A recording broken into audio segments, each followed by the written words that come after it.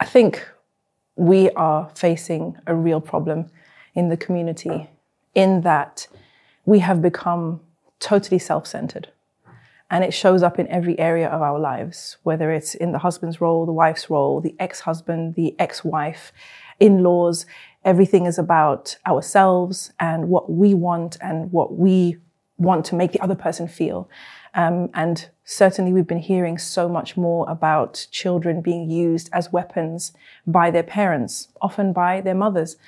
When two adults are no longer on the same page, when they're no longer committed to each other, it can be very, very difficult to put those feelings aside and focus on the well-being of the children. But that is what we must do. Put your feelings aside, your hurt, your pain, your disappointment, your ego, your pride to the side, and make intention for these children that Allah subhanahu wa ta'ala has blessed you with. Wallahi, the fate of our kids lies so heavily in our hands.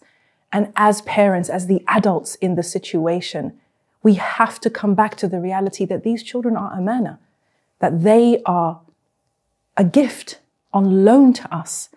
And every decision that we make, especially if there is something as devastating to children as a breakup, every decision that we make will impact those children, often for life.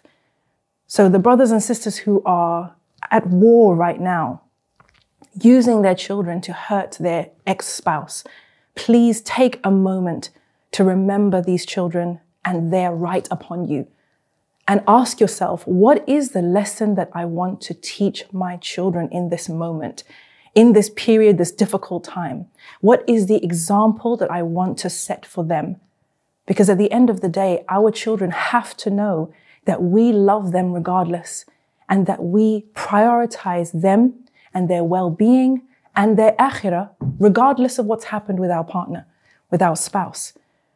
And may Allah make it easy for those couples who are at war and using their children in between this fight.